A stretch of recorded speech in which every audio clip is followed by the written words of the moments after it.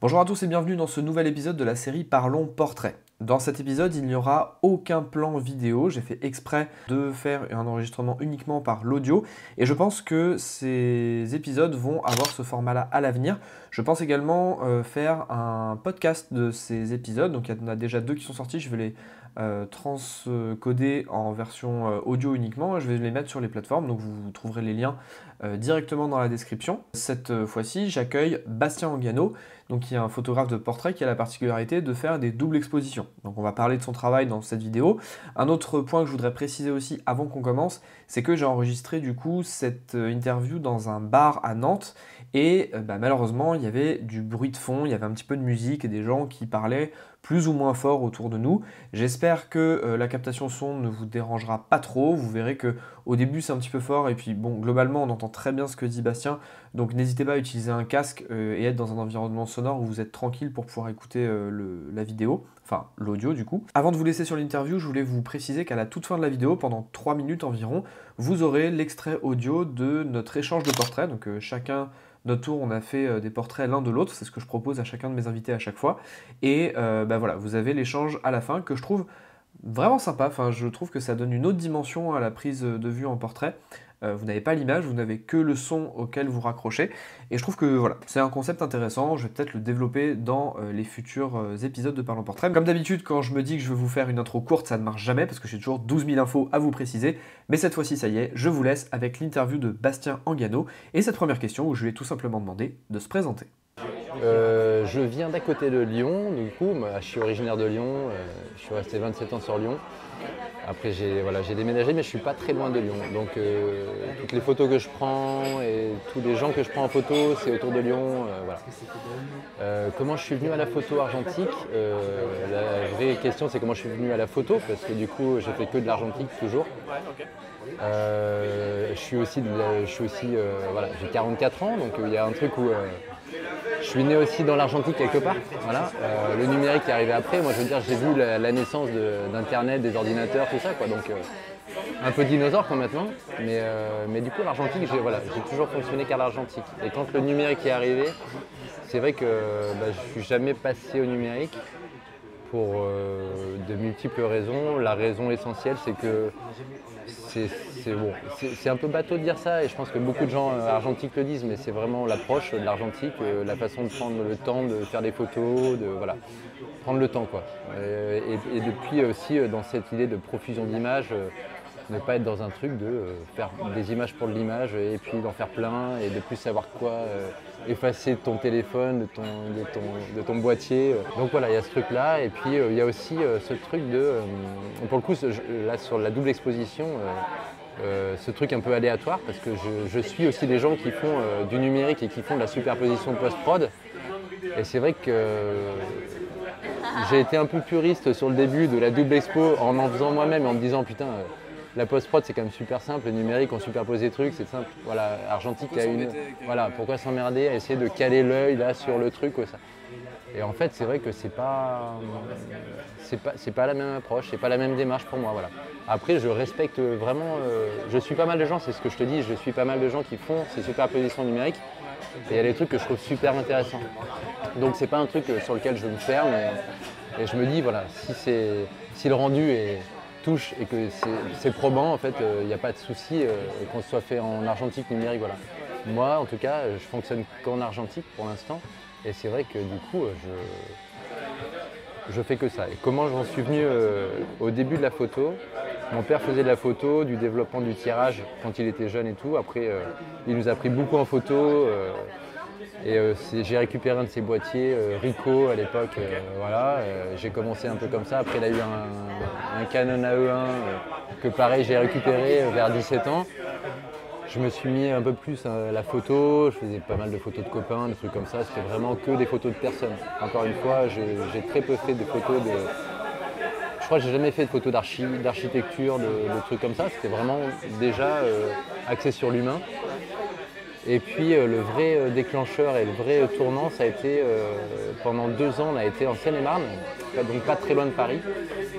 C'était en 2012, donc j'avais déjà un peu expérimenté la photo, mais j'étais en dilettante quoi. Je faisais pas vraiment, c'était vraiment, voilà.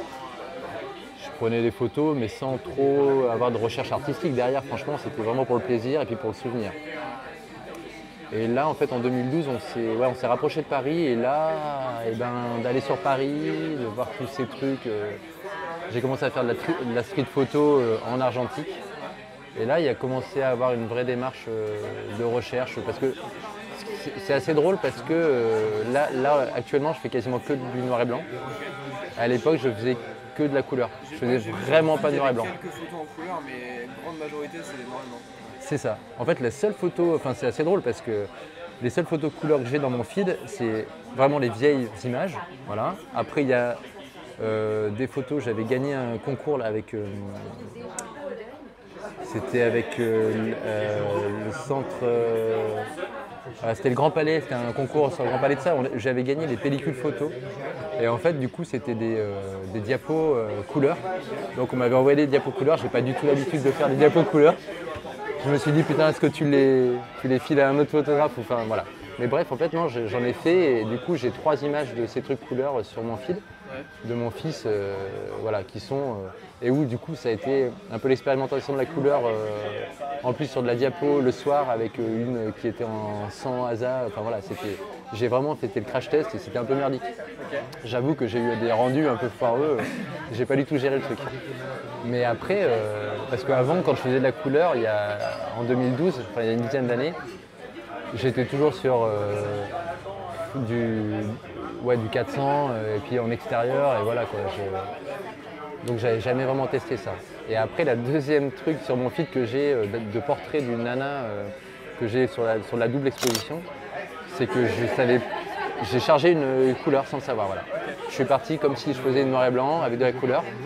Et quand j'ai changé la pellicule, j'ai dit à Caroline, bah putain, on va avoir de la couleur au milieu des shoots. Et en fait, ça s'est avéré super trippant. Parce qu'on a fait un shoot sur le parc de la Tête d'Or, là où je shoot pas mal en double expo avec des modèles. Qui ne sont pas des modèles d'ailleurs, qui sont ou des photographes, des danseuses, voilà, c'est ça. Je veux dire, j'ai jamais fait de shoot avec des personnes pour qui c'est le boulot ou alors qui posent pour, voilà. C'était ou des photographes ou des danseuses, et voilà, c'est tout. Mais c'est vrai que du coup, ouais, ce truc où, enfin voilà, tu le sais, c'est pas du tout la même approche, tu vois, quand tu sais que tu as de la couleur ou du noir et blanc, tu fais pas les mêmes prises de vue, t'as pas les mêmes compositions. Bah, et puis en plus, des fois tu vas pour cadrer quelque chose et tu dis ah mais attends, là je suis pas du tout en couleur, je suis en noir et blanc, et tu fais celle-là du coup moins. Ouais, carrément. Et à l'inverse, couleur, t'as des agencements de couleurs qui tu sais que ça va pas, voilà. Et là, du coup, ça a été assez drôle de laisser justement, tu vois, le trip argentique, quoi. C'est un peu le hasard, ok, c'est un truc qui a merdé, t'as chargé un truc couleur que t'as jamais, parce que ma fille fait de l'argentique et qu'elle fait que de la couleur. J'avais une pellicule qui traînait dans mon sac que j'ai chargée sans faire gaffe, en fait, l'automatisme. Et enfin bref, voilà, et donc c'est assez drôle parce que le rendu, on a plein de teintes de vert, tout ça, qui se superposent et tout, avec des trucs de couleurs très forts que j'avais pas du tout imaginé en couleur. Et il y a eu des très belles images, donc c'était un heureux hasard. Et du coup, pourquoi tu t'es dirigé, alors peut-être pas au tout début, mais tu t'es dirigé vers la double exposition? Qu'est-ce qui dans la double expo t'attire associé à du portrait? Alors, la double expo, c'est arrivé plus tard, ouais, parce que du coup, quand je faisais la street, je faisais pas du tout de double expo, hein, clairement pas. Et c'est arrivé la double expo en 2019. Okay. Bizarrement, voilà. Il s'est passé un truc bizarre en 2019. C'est vachement récent en fait. Ouais, carrément. C'est vachement récent et c'est parce que j'ai commencé à être sur Insta aussi en 2019. Ouais. Et parce que en gros j'avais du temps chez moi avec mes enfants, ma famille et du coup. 2020 est arrivé et tu as eu encore plus de temps chez toi. J'ai eu encore plus de temps, voilà. Non mais clairement voilà. Donc j'ai eu le temps d'expérimentation en fait et je me suis vraiment remis du coup sur de l'expérimentation en argentique. Et là donc j'ai commencé à regarder un peu, ce qui se faisait un peu par le biais d'Insta parce que clairement c'est hyper riche et nourrissant. Parce que il y a plein de photographes qui m'inspirent pour beaucoup de choses, des photographes connus, des photographes qu'on a en livre et tout ça. Et là c'est plus sur de la compo, des choses comme ça. Après là, ce qui m'a vraiment nourri moi, c'est des profils spécifiques sur Insta. Je pense à 36 poses, Marie, voilà, qui a été... j'ai découvert je commençais quoi, je commençais à faire de la double expo un peu en expérimentant. J'ai découvert son profil et elle a un côté encore plus expérimental, encore plus... Ouais, il y a un truc où voilà, plus artiste. Il y a un truc où tu sais, elle maltraite le négatif, voilà, elle fait des films, des soupes films, tu sais, voilà. Enfin, donc il y a tout un truc où voilà, mais c'était un procédé où je commençais à voir un peu le rendu qu'il pouvait y avoir en double expo et je commençais à effectivement me dire putain c'est quand même riche et intéressant parce qu'au départ j'étais un peu comme toi dans le truc de la double expo des fois oui, des fois bah, oui, c'est pas nécessaire, tu te demandes un peu. Et après quand tu commences à faire de la double expo, surtout en portrait, je crois que la difficulté c'est de ne pas effectivement être dans la facilité de la double expo. Parce que quelque part je trouve que la double expo ça ajoute un truc, moi je trouve, ça ajoute un truc à ton image. Ton image, si tu la mets en simple expo, si tu enlèves la partie où tu as surexposé, tu dis ce portrait, bon, il est sympa, mais qu'est-ce qu'il a d'exceptionnel quoi, voilà. Et je pense que c'est un peu le risque de la double expo, c'est de superposer les choses et te dire ok, là ça matche bien, mais du coup il faut quand même avoir en tête qu'il faut quand même que tu aies un bon portrait. Quelque part, il faut déjà que tu aies un bon portrait parce que sinon c'est pas suffisant quelque part. Que tu veux dire que par là que la double expo en elle-même ne va pas rattraper une image mauvaise. Je trouve, ouais. Et que des fois, alors je te parle de 36 poses parce que je trouve que justement, j'ai l'impression qu'elle a un peu ce souci et qu'elle est dans cette démarche de recherche aussi d'avoir un truc, de l'image de portrait qui est riche. Okay. Et que souvent, en fait, je suis que très peu il y a aussi Corentin, je vais écorcher son nom, mais du coup, je vais pas le prononcer, mais il y a un Corentin. C'est pas grave, on mettra les noms et les instants. Ouais, voilà. Non, mais du coup, on mettra l'insta de Corentin, mais c'est pareil. Je trouve qu'il y a une recherche vraiment esthétique dans le portrait de ce qu'il fait. Et la superposition, elle est là pour enrichir ce truc-là. Et alors que, en fait, voilà. Et alors que je suis très peu de comptes, il y en a pas mal des comptes en double expo. Et j'en suis très peu. Et même, tu sais, les hashtags double expo et tout, c'est hyper rare que j'aille dessus. C'est souvent aussi des trucs qui sont probablement faits numériquement et ils te font croire que c'est un peu comme le hashtag Portrait 400. Ouais. Tu regardes 12 000 photos de hashtag Portrait 400 et tu fais mais c'est quoi le rendu de la Portrait 400? Je comprends pas. C'est correct. Non, c'est clair. Il y a Saliman, tu vois, qui est pareil, qui est aussi sur un truc un peu d'intime, de famille, qui est assez inspirant comme boulot qu'elle a fait. Mais ça, c'est des grands noms, quoi.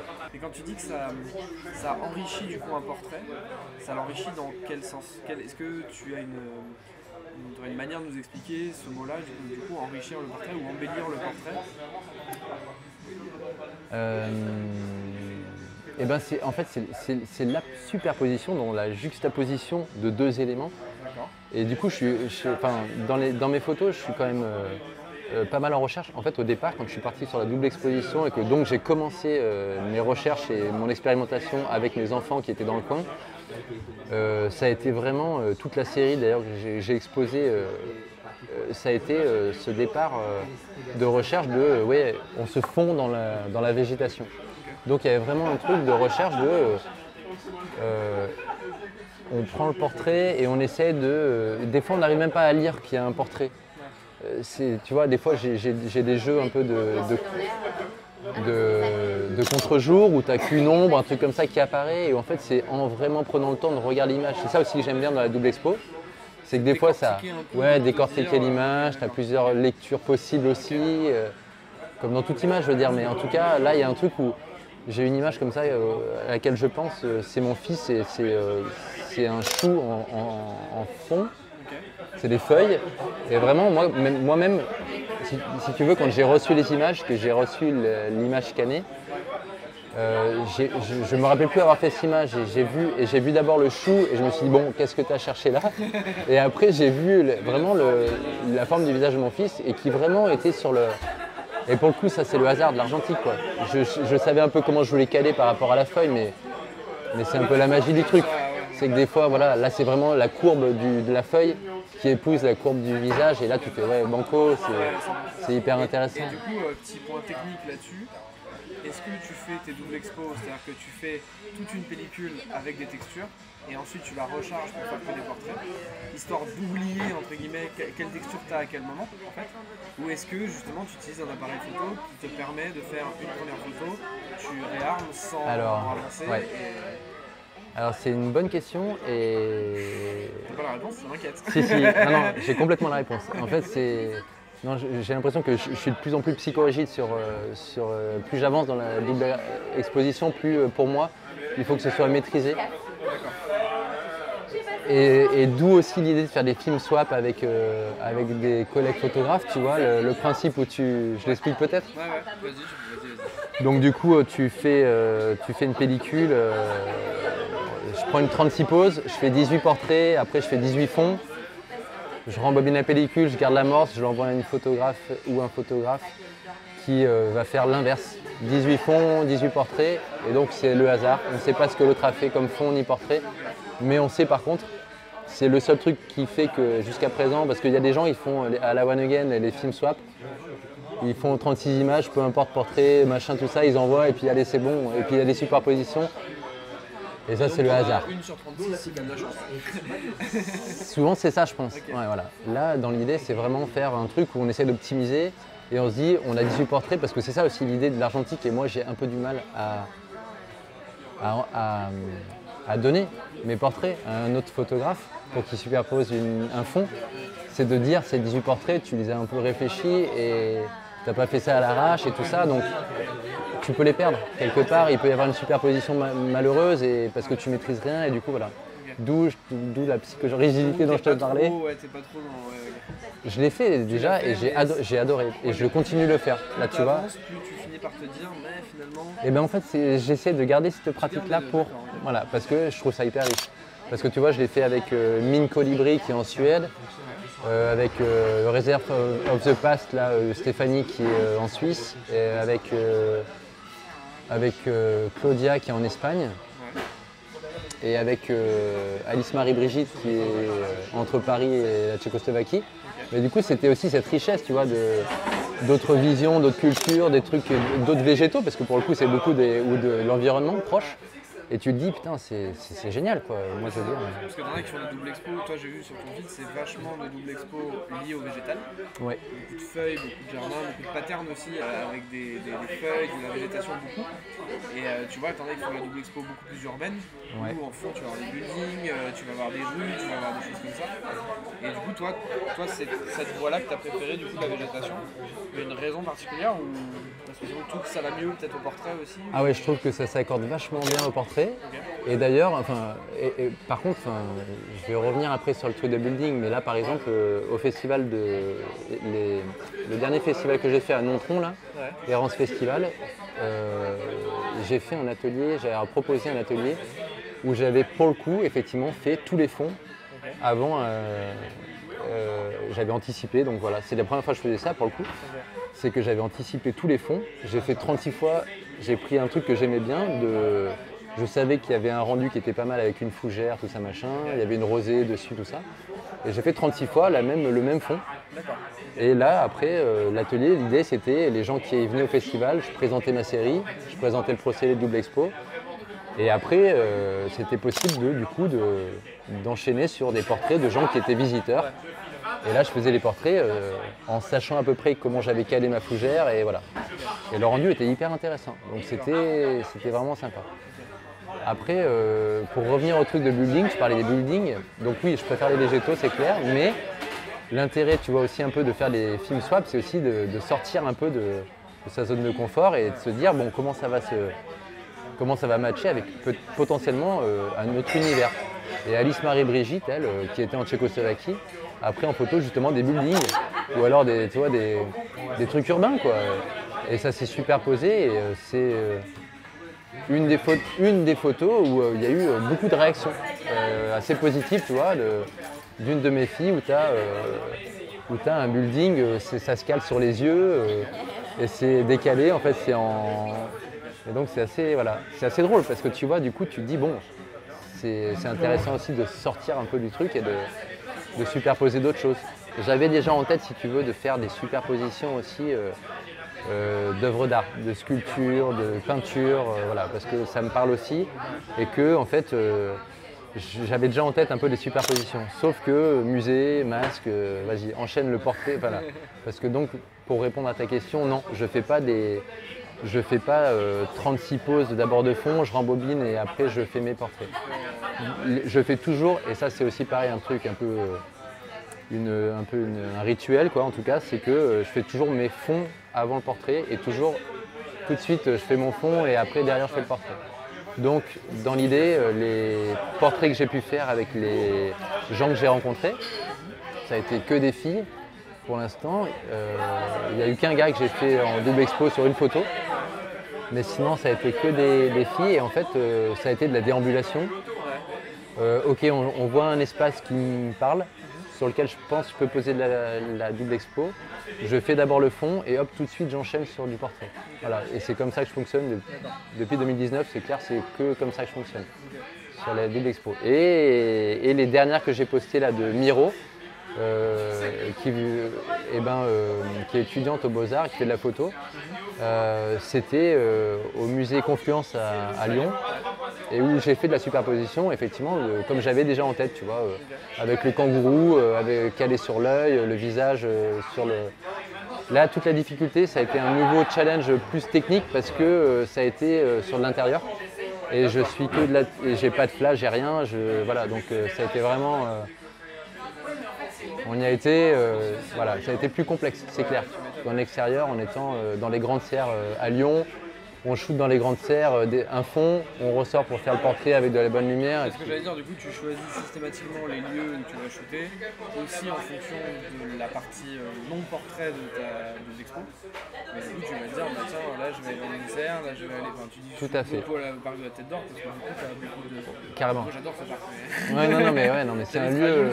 Au moins toutes les semaines. C'est un lieu effectivement assez inspirant pour la double expo, clairement. Et ouais, non, je suis effectivement attaché à ce lieu-là et tous les shoots, à part ceux de mes enfants qui sont proches de chez moi et à part le musée Confluence, ça a été là-bas. Et c'est vrai que ça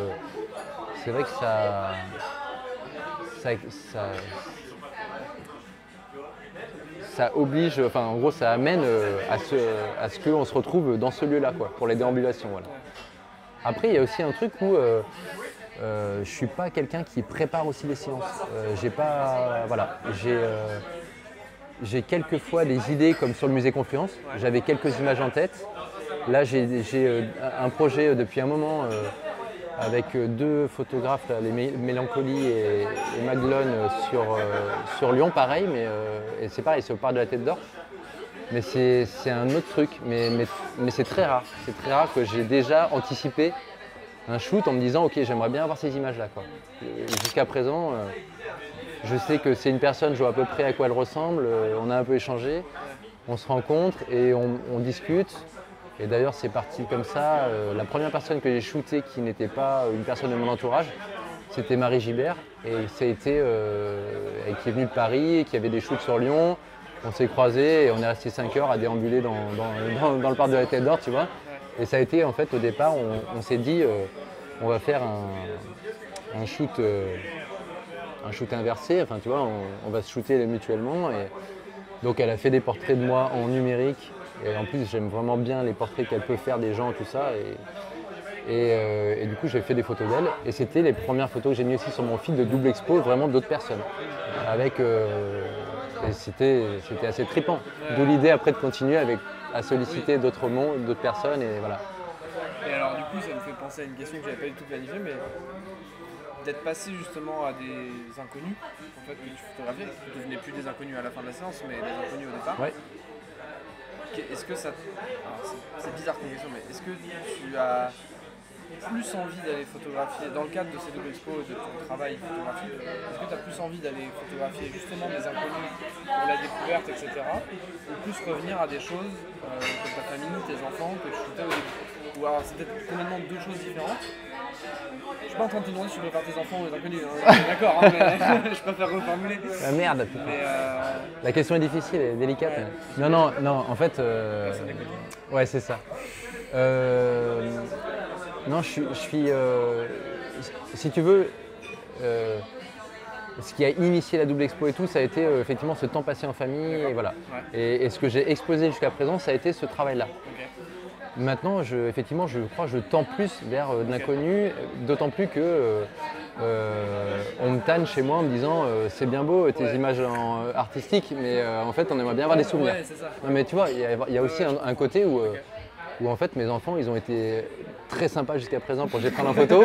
Ils commencent à être un peu gavés parce qu'il y a ça aussi, quand je te dis je prépare pas les trucs, c'est que j'anticipe pas, c'est très rare en fait que je mette en scène. Tu vois, et je dois avoir sur mon feed, je dois avoir des photos que je fais. Je sais pas, je dois avoir de mes enfants, je dois avoir, je sais pas, 4 photos où j'ai dit là c'est sympa, on va prendre ce fond et on va superposer. Alors les autres, ça peut être, tu vois, ah non mais reste là, tu vois, je vais te prendre en photo, bouge pas, c'était sympa. Ou alors je les prends sur le vif, mais sinon c'est hyper rare que ce soit posé. Et là, si tu veux, comme les dernières fois, je disais un peu ah là c'est sympa, vas-y, reste un peu comme ça. Ça commence un peu à les saouler et je comprends. Et j'ai pas envie d'être dans ce truc effectivement de voilà. Et il y a aussi cette question qui est, à mon avis, assez importante et même centrale en fait sur les gens qui prennent en photo leur famille et qui le postent sur Insta. C'est aussi l'image que tu exposes de tes enfants et que voilà, moi mon dernier il a 8 ans. Tu demandes l'accord à un enfant de 8 ans pour poster les images, tu vois, au niveau de la maturité pour dire oui, je veux bien que tu utilises mon image et tout. Donc tu t'appropries aussi un peu son image là. Il y a la question aussi de voilà. Ouais, il me semble que légalement, il y a une histoire que pour diffuser des photos de tes enfants, enfin d'enfants de manière générale, il faut forcément l'accord des parents. Mais quand c'est le parent qui est photographe, tu vois, effectivement, tu vas où sur... est-ce que tu dis, bah, je m'en fiche, je prévaux sur l'image de mon enfant, ou est-ce que tu dis, bah, finalement, est-ce que je peux pas aussi lui demander son avis, même si ça va pas m'arranger, potentiellement? Exactement, non mais c'est une vraie question. Et c'est vrai que du coup, on en a déjà parlé avec justement d'autres photographes qui prennent en photo leur enfant. Ouais. Je sais la Claudia qui est en Espagne là, et qui fait beaucoup de photos de ses filles. Disait en gros ça fait partie de mon boulot photographique, de mon art, voilà, et elles font partie du truc en fait. Voilà. Et moi c'est vrai que c'est un truc dont on discute aussi pas mal avec ma femme parce que c'est vrai que c'est intéressant tu vois, d'avoir aussi d'être un peu mis à distance par ton conjoint qui te rappelle que oh, c'est quand même nos gamins que tu es en train de mettre en image à la vue de tous parce que c'est un profil public. Donc voilà, à partir de ce moment-là, voilà. Et c'est vrai que ça questionne. Donc c'est vrai que c'est intéressant aussi et puis de passer aussi à autre chose, de passer à la photo d'inconnu, mais aussi ça me demande aussi d'être peut-être plus en recherche et plus en réflexion. Voilà. Avec ma famille, ça va être des instants, je me dis ah c'est sympa tout ça. Là, je suis plus dans une démarche et de plus en plus, je pense, d'essayer justement un peu de réfléchir un peu plus ces images. Et du coup, parce que je fais aussi venir quelqu'un, tu vois, il y a un truc où je fais déplacer les personnes et j'ai aussi, jusqu'à présent, ça a été de la collaboration. Donc il n'y a eu aucune pression, tu vois, j'avais pas à rendre de l'image. Que tu voulais, la personne en face, ouais. Exactement. Je veux dire, à partir du moment où on te paye, je pense que c'est pas la même pression. Donc tu te dois un peu d'avoir un rendu. Là, c'était un truc où, ok, c'était des belles rencontres, on rencontre aussi une personne. Et puis ça me va aussi, c'est intéressant, je trouve c'est riche quoi, voilà, tu vois, tu es un peu derrière ton boîtier, il y a un peu aussi un trip autistique, je veux dire, la photo, je veux dire, je vois la street photo quand tu l'as fait, tu es seul avec ton univers et voilà, et avec ton œil, ton regard, et puis, voilà.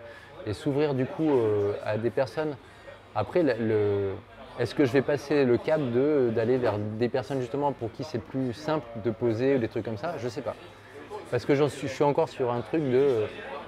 côté découverte pour l'un et l'autre. Ouais, puis c'est un truc où on est un peu en discussion. Alors je sais que, tu vois, je suis pas encore sur le truc de comme Marie, elle fonctionne quand j'ai fait le shoot avec elle. Moi j'étais là, je disais ok là, est-ce que tu peux te mettre un peu de profil et puis voilà. Donc je dirigeais un peu le truc. Marie, elle discute avec toi, des fois elle te prend en photo, on continue. Elle a cette approche qui est de discuter avec l'autre et c'est vrai que du coup tu as des photos spontanées où tu n'as pas de pause. Ce qui est complexe, je trouve, en argentique, ce qui simplifie en numérique, je trouve, c'est que tu peux shooter effectivement beaucoup d'images. Quand tu peux prendre ton appareil en 2 secondes, shooter 4 images d'affilée, tac tac, voilà, tu fais une petite rafale, tu peux avoir une bonne image. C'est vrai qu'en argentique, tu as ce truc où tu te dis, bon, on va essayer de ne pas faire le gars trop figé, enfin le modèle, tu vois, on va essayer de ne pas trop le faire figer. En même temps, si tu es dans un truc où justement, tu es en double expo, tu as la contrainte de il faut que je pose Oui, il faut que ce soit à tel le endroit. portrait, voilà. Et tu m'as pas posé la question, mais je vais répondre à cette question. Je t'en prie. Comment tu poses, voilà, tu vois, tu essaies de prendre des repères. Du coup, comme je fais d'abord mon fond, clairement, j'ai des repères. Dans ton objectif, tu étais à le rond pour la netteté au milieu, qui est le truc principal. Et où en fait, après, tu essaies d'un peu de caler tes images sur le fond. Et c'est vrai que du coup, tu es obligé un petit peu de diriger voilà. Et c'est vrai que par rapport à mes enfants, quelque part c'est moins riche, je trouve, techniquement, parce que c'était dans un truc un peu plus spontané, tu vois. Maintenant, je suis un peu plus dans cette recherche de vraiment superposition comme je l'ai envie, je la veux, ou je l'imagine. Et du coup, il faut que la personne se positionne un peu comme je veux. Donc souvent, je dis bon, ok, je vais faire un peu mes réglages et tout avant, toi c'est bon, tu fais ta vie, et puis je te dirai, ok, là on y va, et puis ça prend 10 secondes en fait, c'est assez rapide, voilà, mais tu as quand même parce que j'ai un FM2, donc c'est pas de la mise au point automatique, donc tu as tout manuel, donc il y a un truc où les réglages, tu as l'habitude, tu connais ton boîtier, ça va très vite, il n'empêche que tout est manuel, donc c'est-à-dire que j'ai la possibilité de débrayer, du coup de faire mon fond et tout de suite mon portrait derrière en débrayant. Et pareil j'ai un Pentax 645 et c'est pareil, j'ai la possibilité de le faire. Sur le 645, ce qui est un peu déroutant je trouve, parce que aussi je l'utilise beaucoup moins, c'est que tu dois poser ton débrayage avant ta première photo. C'est-à-dire que le FM2, tu fais ta première image, là, et du coup le Pentax, il faut te dire ok, là je vais faire une double expo. D'accord, c'est-à-dire que tu lui dis on va débrayer, tu vas faire une photo et là tu peux le faire parce que si tu fais ton fond, tu es obligé d'avancer. C'est ça, non mais c'est. Ouais. Mais j'avais des portraits moi. Non. Donc c'est un peu, c'est bizarre quoi. Tu vois, des fois ça m'arrive du coup d'avoir le fond et dire putain merde, je l'ai pas. Et ben je m'en fous, je découpe le négatif. Je superpose c'est bon. Et du coup, en termes de format, ça fait penser, là on évoque le 6.6, on évoque le 6.4.5, le FM2 qui est en 35 mm, donc qui n'est pas du tout le même ratio. Ouais. Ça change quelque chose sur tes doubles expos ou toi en fait, peu importe, tu t'en fiches Je m'en fiche, mais par contre, c'est pas la même. Ouais, non, ça joue pas sur ce que je vais prendre en photo, je crois. Ouais, okay. Par contre, sur la qualité de l'image, ouais, ok. Là, on voit vraiment, franchement, que bon, je pense que le FM2 c'est un super boîtier, mais que tu peux avoir des approximations que sur le 645, tu as un truc où ton image, c'est assez fou, quoi. En fait, j'ai vu ce pad d'être passé d'un appareil photo 35 mm. Je sais plus, ça remonte à quoi, 2017 quoi. Ouais, c'est ça, après, c'est ça, 2017 à peu près. J'ai acheté le 645 Mamiya Milas. Et ouais, quand j'ai fait les premiers shoots, j'étais là, oh, ok, je shoot plus qu'avec ça maintenant. Et en fait, le 649, c'est le plus petit format en fait, des moyens formats. Ouais, et là, tu commences à te dire, attends, mais si je prenais un 6.6 ou un 6.7, et là on te met le Patax 6.7 dans les mains, tu fais une photo, tu fais ah ouais, d'accord, ouais, laisse tomber. Ouais, non, mais c'est. Salut. Ouais. Je sais pas si ça te l'a fait aussi, mais moi quand je suis passé au 645, je l'ai acheté en fait à un pro à Paris quand j'étais en Seine-et-Marne pour le coup, qui passait au numérique, qui me l'a vendu à l'époque 200 € avec 15 pellicules. Voilà, tu vois. C'était le mec, je lui ai dit merci, 2012. La belle année. Voilà, la bonne année, la bonne époque. Tu vois, le truc de passage au numérique, tu vois. Tu fais putain, c'est cool les gars. Tu vas aux US, ça coûte pas cher. Tu vas en France, pour l'Argentine, ça coûte plus cher non plus. Non mais c'était une super opportunité. Mais pour dire que quand j'ai commencé à shooter avec le 645, tu as envie de tout prendre en photo. C'est un truc, c'est dingue. Et en plus, je faisais la couleur à l'époque, j'hallucinais quoi. Maintenant, c'est pas le même délire aujourd'hui au niveau c'est clair, du budget, hein, c'est clair. Mais c'est pas ça qui m'a fait revenir au noir et blanc. C'est vraiment. C'était aussi intéressant de me louper sur la pellicule parce que j'avais encore jamais fait de superposition de couleurs. Et pour moi, c'était un truc. Alors déjà, j'ai fait de la couleur en 2012, je faisais que ça. Et là, après, quand j'ai fait. Je suis revenu à du noir et blanc, parce qu'au départ je faisais que du noir et blanc. Je me suis dit, waouh, la couleur quand même, il y a un truc, c'est énorme, la technique, c'est fou.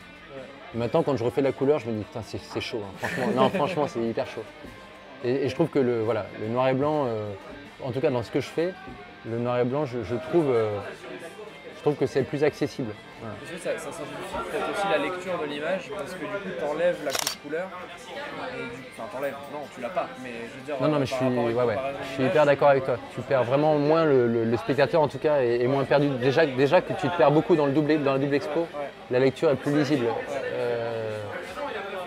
Et plus facile, ouais. La lecture est plus simple, donc il y a un truc où...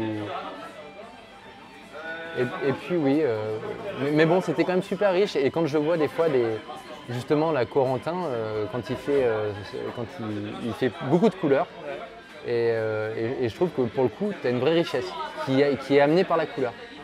Et c'est assez rare en fait. Et je te rejoins sur le truc de, effectivement, tu as beaucoup de gens, je pense, qui font de la superposition post-prod couleur en numérique, et où c'est assez beau et tout ça, mais effectivement, pour moi, il y a moins d'intérêt que cette recherche de superposition, justement, parce que c'est ça que je trouve fou en fait. C'est de se dire, ok, tu as ce fond là, qui va avoir ce coloris là. Oui, et... même toi à la prise de vue, ah ouais, putain, c'est chaud. Ouais, mais attends, ah ouais, non, franchement. Et là, je parle même pas de 36 poses, je crois, justement. Elle fait beaucoup, c'est justement tous ses fonds. Elle rebambine et après, c'est le hasard, quoi. Et là, des fois, c'est de la couleur, tu te dis, waouh, mais il faut rester, non, mais il faut rester sur un truc. C'est l'expérimentation, c'est génial et tout, mais il y a un truc où, waouh, c'est quand même assez chaud, quoi. Il y a un truc qui m'avait marqué quand même sur la couleur, le distinguo couleur noir et blanc. C'était une expo que j'avais vue, pour le coup, ça doit être en 2012, de Meyerowitz à la Maison européenne de la photo à Paris, et où il avait fait une expo, en fait, il avait fait tout un boulot quand c'est sorti la couleur, où il shootait, lui, il a shooté forcément quand c'est arrivé la couleur, il a commencé à passer en couleur aussi comme ses collègues photographes, et où il a fait tout un truc où il avait deux boîtiers, un couleur, un noir et blanc, et en fait il a pris plein de clichés du même endroit, en noir et blanc, en couleur, et du coup c'était exposé, tu avais le cliché couleur, le cliché noir et blanc l'un à côté de l'autre. C'était une des expos qui m'a...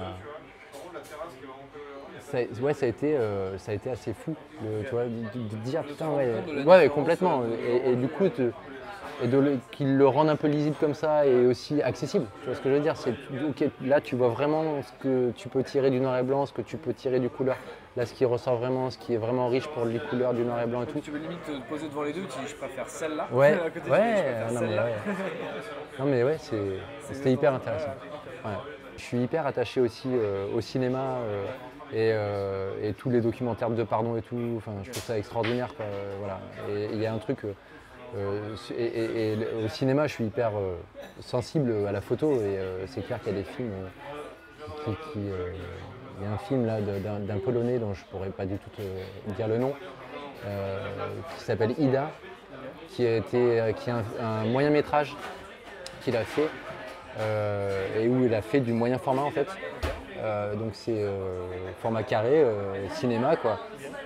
Et c'est magnifique, quoi. Franchement, c'est une claque visuelle, quoi.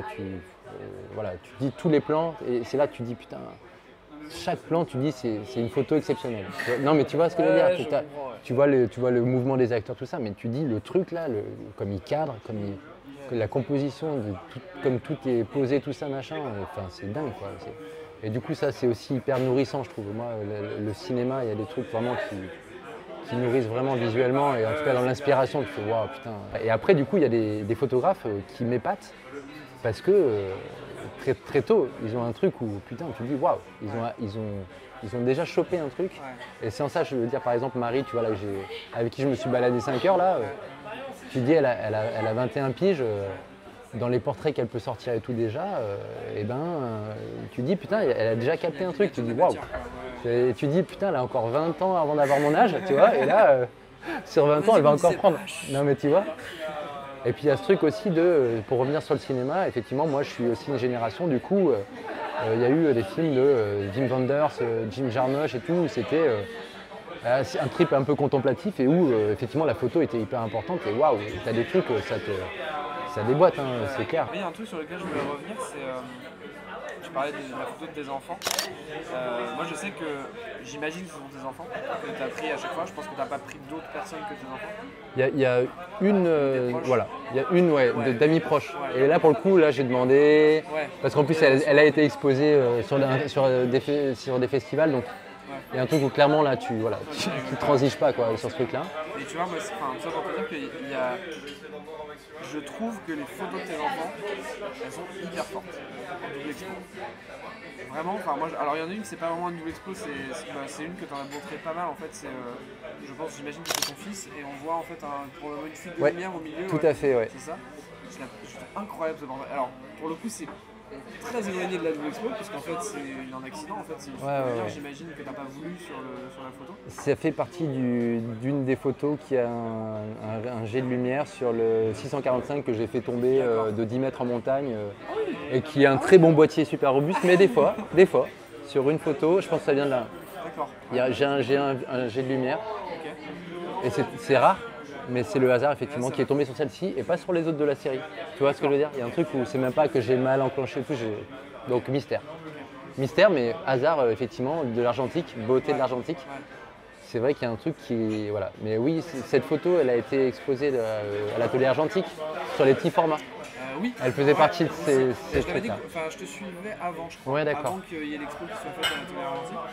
Mais ouais, non, cette photo a vachement résonné. Et puis en fait, quand je scrollais un peu les photos, j'aimais beaucoup les double expos. Et en fait, quasi à chaque fois, je m'arrêtais quand je voyais une photo de quelqu'un que je comprenais être ton enfant. Ouais. Et vraiment, je saurais pas te dire vraiment pourquoi, mais je fais un truc vachement plus fort et peut-être plus intimiste Ouais, avec bien sûr. les photos que tu as fait de tes enfants, ce qui est probablement normal, mais Ouais. je pense que c'est pas évident non plus d'arriver à faire ressortir ça. Tu sais, des fois, je fais des photos, ma copine, de mes amis et tout, mais j'ai pas ce. T'as un côté vachement onirique en plus avec la double expo, Ouais. qui fait que tu te rapproches presque aussi du souvenir. Et je trouve ça vachement fort en fait. Alors que tu vois, des photos que je compare toujours à ce que je peux faire aussi, mais tu vois, des photos que je peux faire, elles sont. Des fois, il y en a quelques-unes où je me dis ah tiens celle-là elle est plus inspirante, elle me fait penser à ce moment-là, alors que les autres que je vais pouvoir faire, je vais être content parce qu'ils vont décrire un moment et je vais avoir réussi à capter un truc, mais pas à ce stade-là d'onirisme, de vraiment de souvenir quoi. Ouais, en fait, c'est vrai que je suis d'accord avec toi parce que sur tout ce boulot là, sur toutes les photos que j'ai pu faire de mes enfants, pour moi aussi, il y a une part d'onirisme qui ressort, mais aussi effectivement de souvenirs et aussi de mélancolie, hein, clairement. Ouais, Il y a un truc aussi, mais voilà, et à la fois il y a un truc assez. Pour moi, c'est normal, quoi. Ça me touche et ça me parle, et pour moi c'est assez fort, mais c'est effectivement un mélange. Ouais, il y a un truc aussi un peu d'intemporalité, tu vois. Je suis aussi sur ce truc-là où je fais des images. J'ai en tête une photo de mes filles qui marchent sur le bord de la mer. Et on m'a souvent fait ce retour de l'intemporalité. Et c'est vrai qu'il y a un truc où, quelque part pour moi, il y a aussi cette volonté de figer un instant, mais de le laisser, mais de ne pas trop savoir de quel moment il est. Et parce que aussi, ça me parle aussi de mes propres souvenirs et d'où le truc mélancolique et d'où ce truc du photographe qui s'ivre aussi dans ses images. Je veux dire, clairement, moi, la lecture que tu peux faire de moi, en fait, en voyant mes images, je suppose, c'est un truc un peu mélancolique sur du souvenir, tu vois. Et effectivement, et quand je vois les séries que j'ai pu faire, justement, c'est drôle que tu parles de ce portrait-là de mon fils, avec ce rayon de lumière qui le traverse. C'est que... Alors c'est drôle parce que la force aussi, je trouve, de ce portrait, c'est que quelque part, ça pourrait ne pas être mon fils aussi. Il y a un truc, voilà, où quelque part, il y a des photos où c'est vraiment, voilà, c'est mes enfants. Voilà. Là, il y a un truc un peu universel quelque part, j'ai envie de dire, même si c'est peut-être, je sais pas, Mais je suis d'accord. peut-être bizarre de dire ça, mais Je pense que inconsciemment, cette photo, elle m'a fait penser à une photo de Salgado. Et vraiment, en fait, c'était cette simplicité du portrait avec une force dans le regard qui était vachement, que je trouve en fait dans cette image-là. Et en fait, je pense qu'inconsciemment, elle m'a fait penser à cette photo-là qui déjà m'avait un peu touché, Ouais. Clairement. Et là, en plus, le fait tu vois, d'avoir une petite imperfection qui arrive Ouais, en plein ouais, milieu colle vachement avec le travail que tu fais, même si tu cherches pas l'imperfection justement. Il y avait pas, ouais, non, mais bien sûr, Tu la cherches bien pas sûr. du tout. Mais là, du coup, ça faisait écho aussi un peu avec tout l'expo que tu pouvais faire. Après, c'est aussi ce côté un peu aussi justement humain dans ses faiblesses aussi et le technique, enfin comment dire, l'objet a des failles aussi, tu vois ce que je veux dire, et on est sur un truc où de toute puissance, toute maîtrise quoi. Et c'est vrai que cet aspect de l'argentique où tu peux avoir justement des aléas comme ça qui sont heureux, des fois malheureux, en tout cas c'est hyper riche, voilà, et donc c'est vrai que c'est hyper intéressant. Après pour rebondir sur ce que tu dis, oui, en même temps, voilà, c'est pas anodin, Salgado, je veux dire, Sabine Weiss, Diane Arbus, Marie-Hélène Marc, voilà, tous ces gens-là qui font beaucoup de portraits aussi. J'avais vu l'expo de Salgado. C'était Genesis, je crois. Voilà, c'était pas du portrait. Ça a été un bouquin après l'expo, je sais plus. J'avais vu sur Lyon, c'était à la Sucrière, ouais. Et c'était du coup que des tours du monde de paysages. Voilà, mais ouais, c'était des énormes. C'est une claque, quoi. Après, pour revenir aussi sur ce que tu disais, c'est intéressant sur le questionnement que ça peut amener, sur, tu sais, du coup, cette spontanéité un peu, Ouais. et puis ce truc où c'est de l'intime aussi que tu traites avec tes enfants, tes propres enfants. Et effectivement, après, où tu es plus sur une recherche d'expérimentation, mais où du coup, tu vas essayer de plus maîtriser la double exposition en essayant de faire un peu poser les gens, comme je te le disais, mais où du coup, tu es un peu sur des inconnus, et où du coup, tu enlèves cette part intime du truc, et où du coup, la difficulté, c'est aussi de rentrer dans l'univers de l'autre et de faire un bon portrait. Et là, ça, c'est effectivement un nouveau boulot, c'est une nouvelle approche, quoi, tu vois. Et je pense effectivement que tu dis ces images sont assez fortes de tes enfants.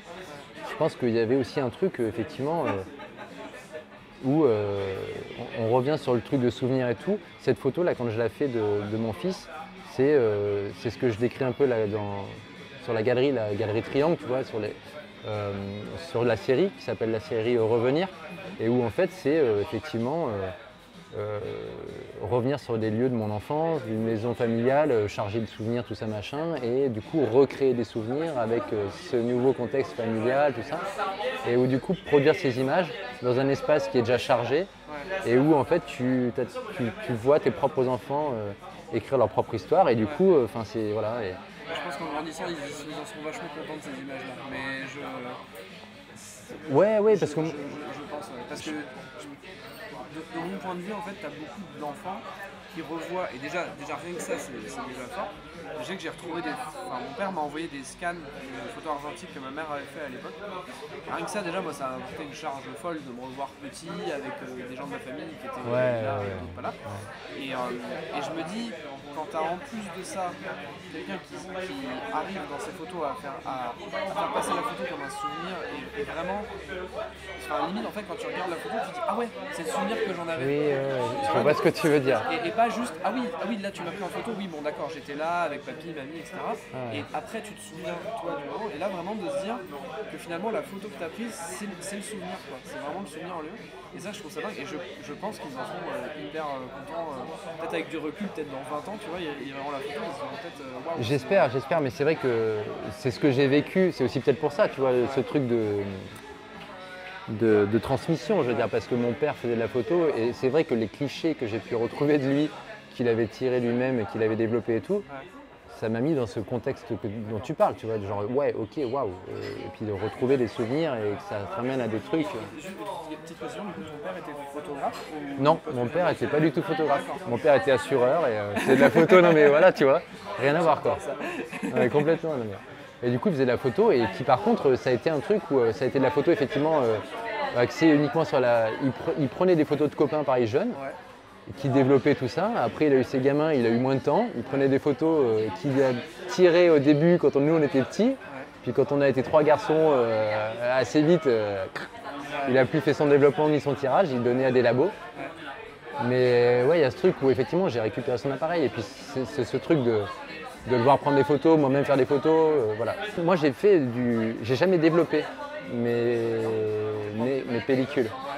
Je les ai tirées, j'ai fait mes tirages des fois. Mais c'était pareil, c'est quand j'avais une vingtaine d'années, j'ai fait du tirage, mais j'ai jamais développé. Et on en parlait avec une autre photographe que j'ai pris en photo, qui elle fait ses propres développements et son tirage. Et du coup tu te dis putain mais c'est clair, mais je suis trop à la ramasse de ne pas faire mes développements. Je vois le prix du développement et des scans et voilà, et j'envoie toujours à des labos. Mais pour moi c'est un truc, j'en parlais avec elle, c'est un truc qui m'angoisse trop.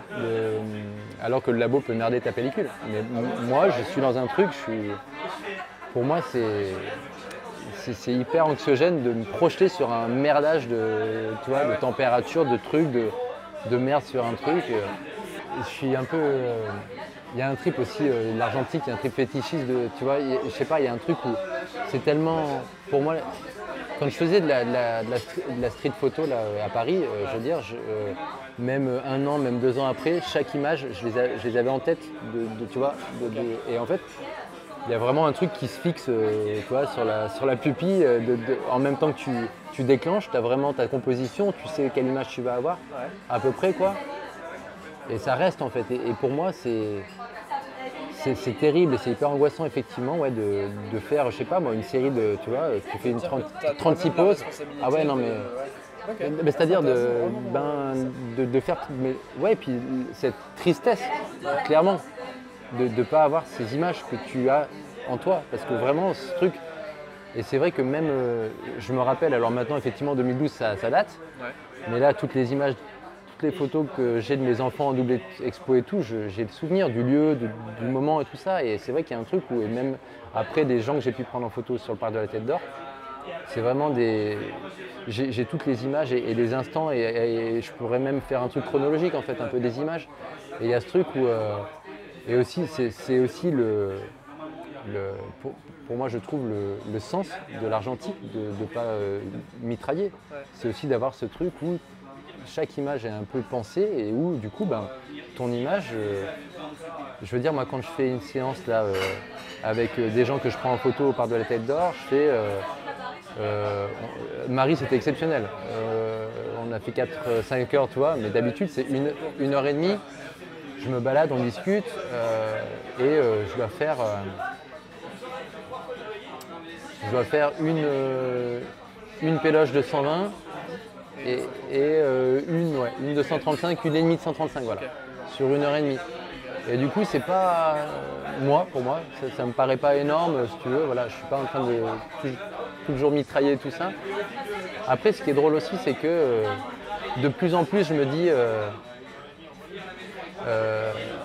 justement dans cette question de la double exposition, qu'est-ce que ça apporte du simple portrait, et ben des fois je fais un fond et puis je vais faire le portrait, je me dis putain waouh, en fait il sert à rien ton fond là, et du coup je fais la photo, je fais la double expo et je dis attends bouge pas, je refais direct, voilà. Et ça c'est de plus en plus présent et c'est rare, enfin tu vois, sur une séance je dois faire 3-4 fois ça, sur la quarantaine de portraits que je peux faire en double expo, voilà. Après je fais aussi des fois, on est là sur le truc et là je te rejoins sur, j'ai beaucoup de mal sur les photos de portraits en mode urbain quoi, et les végétaux, je sais pas pourquoi, il y a un truc, je trouve que pour moi graphiquement c'est hyper beau, voilà. Le noir et blanc c'est un truc qui est vraiment beau. Et même aussi se noyer un peu des fois dans la végétation et tout. Et puis tu parlais aussi du bokeh que tu peux avoir derrière et tout, mais en même temps, tu le vois pas, mais il y a cette présence, tu vois, le feuillage va pas se dessiner pareil, même s'il est flou et tout, et qu'il est en noir et blanc. Complètement. Et il y a un truc qui est hyper intéressant dans ce rendu. Et du coup, d'où effectivement la grande majorité de mes photos sont sur du végétal, hein. C'est clair que... Et ça me parle beaucoup plus, hein, c'est clair. Et alors du coup, si on se projette un petit peu dans le futur, est-ce que tu verrais plus ta photographie évoluer sur un mode plutôt artiste que tu as déjà un petit peu embrayé en fait avec le fait d'être avec la galerie Triangle, etc. Tu peux peut-être en parler un petit peu de ce travail-ci que tu fais avec eux. Alors d'abord sur la première partie là, sur la galerie Triangle, ouais, c'est une galerie qui je trouve est très riche dans les photographes qu'elle représente. C'est Nadège du coup qui a monté cette galerie je crois il y a 2 ans, et qui est qu'une galerie en ligne de vente de photos avec des photographes qui font déjà partie des fois, tu vois, tu as des photographes qui font partie du studio Hans Lucas déjà et qui ont déjà un peu, qui font un peu des expos, qui ont déjà, voilà, on va parler un peu de notoriété, voilà, ça parle plus. Donc il y a déjà, à mon avis, des photographes qui sont déjà un peu sur des ventes de tirages d'art, des trucs comme ça, mais qui font aussi du reportage et tout, mais c'est plus du coup du truc documentaire que des portraits ou des trucs comme ça. Et puis elle a quelques photographes comme moi ou comme aussi une nana qui a son profil s'appelle Mipava mais elle s'appelle Pamela et qui fait un boulot moi, que je trouve aussi super beau et qui travaille pas que sur la double expo mais c'est hyper intéressant sa recherche et sa démarche. Mais je trouve que voilà, ce qu'elle propose en tout cas c'est riche en diversité et à la fois tu as quand même une homogénéité qui, voilà, tu as quand même sa patte de sa sélection de photographes qui ressort. Donc je trouve que cette galerie elle est forte, même si comme je te le disais, pour que ça marche il faut aussi qu'elle ait des ventes et tout, donc c'est aussi la réalité du truc là, voilà. Donc je pense que je la remercie en ce sens de laisser un peu de visibilité, de donner un peu de visibilité à des gens pour qui c'est pas le boulot quoi, d'être photographe. Et du coup de donner un peu une vitrine et du coup de promouvoir un peu notre boulot, quoi. Voilà. Après sur ce que j'aimerais faire dans le futur proche, c'est vraiment j'ai vraiment en tête de développer. Pour moi la richesse et l'expérimentation pour moi ça provient vraiment de la collaboration et du coup de continuer ces trucs de film swap avec d'autres photographes et aussi du coup moi d'être en collaboration avec une autre vision ou en tout cas de m'enrichir de la vision de l'autre quand je le rencontre. Pas forcément du coup des photographes, mais tu vois quand j'ai fait de la photo avec j'ai rencontré 2 danseuses, pas au même moment. Et c'est vrai que du coup c'est hyper riche quoi, parce que t'as pas la même approche dans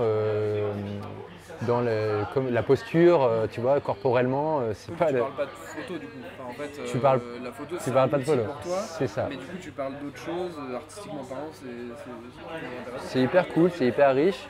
J'aimerais bien, voilà, peut-être m'orienter, tu vois, un peu vers des trucs comme ça qui sont pas forcément que photos, quoi, aussi, tu vois, un peu spectacle, des trucs comme ça. J'ai des gens que je connais qui font un peu de spectacle et tout. Je me dis, ça peut être aussi intéressant. Et puis après, non, ouais, au niveau des prestations et tout, ça sera pour plus tard. Je pense que pour l'instant, j'ai une vie effectivement qui est calée, qui me permet de vivre. J'ai un job à côté qui me permet de vivre sans être sous pression. Tu vois, comme je ne suis pas pressurisé par la photo à produire des trucs, je trouve que c'est une richesse qui me permet d'être dans un truc de recherche, d'expérimentation, même si ça me coûte de l'argent, clairement, et que j'ai pas forcément cette thune. Et du coup, merci pour cet échange. Mais Cet échange même, c'était très très intéressant. Et j'étais content de te rencontrer. Je te remercie de m'avoir convié à... J'espère juste qu'à l'audio, ça sera pas trop dégueu Ouais, et qu'on arrivera à entendre ouais. quelque chose et que ça sera correctement retranscrit. On peut me retrouver sur mon boulot, on va dire, personnel et artistique sur Bastien Gano, tout court. BastienGano.fr. Et Bastien, alors le site, non, pour l'instant, le site, en fait, il est...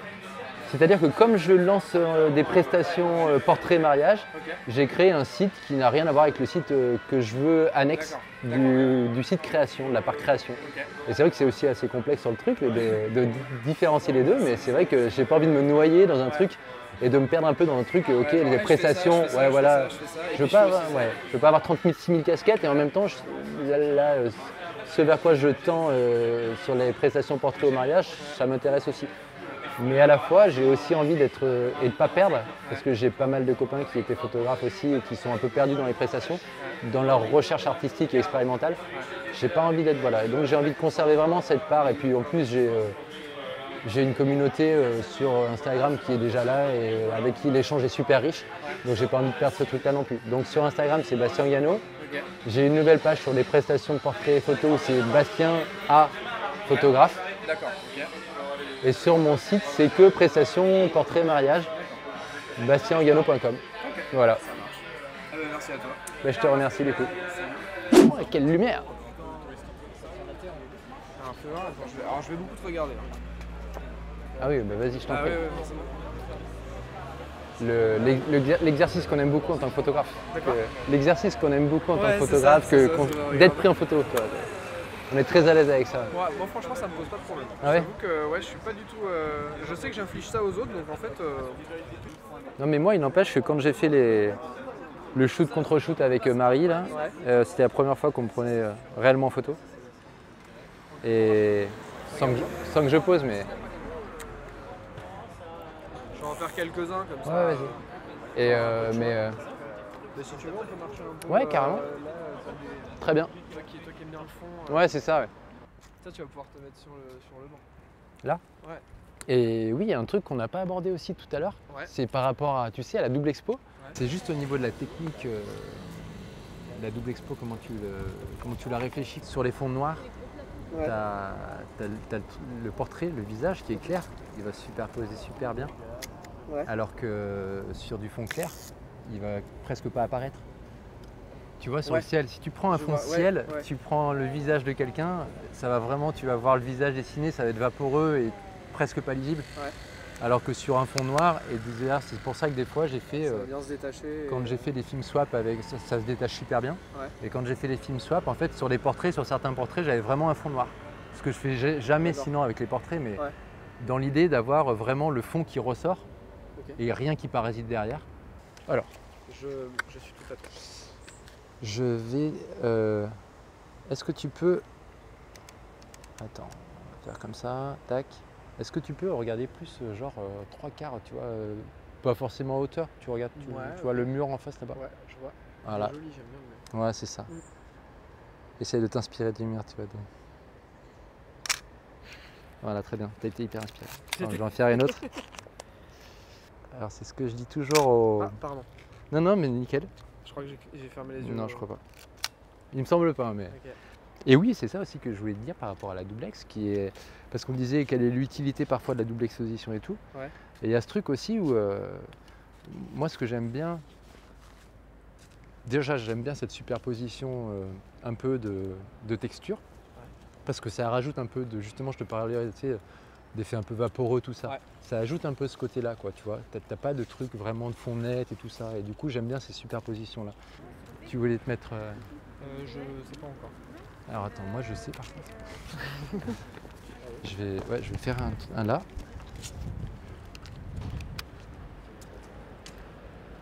J'aime beaucoup ces feuilles. Donc là, je l'ai comme ça. Et là, en fait, attends, parce que ça c'est le truc con. Ok, tac, tac. Est-ce que tu peux te mettre, regarder là-bas? Je vais te faire une profil en Je fait. reste ici et je regarde là-bas, c'est ça? Ouais. Ok. Impec. Hop. Tac. Non, mais vas-y, je vais Ça- le poser par terre. Hein. Bah c'est pour Sauf ça si que tu fais le- justement je vais prendre un truc je pense Ah, ok. Eh bah, en- tiens. possiblement en plein pied. Tu veux que j'enlève le micro sur le coup? Ouais, ou tu l'arranges, Dans la poche. tu l'enduis un peu, ouais, tu peux le mettre là sans que le fil sorte et puis ça ira très bien. Allez.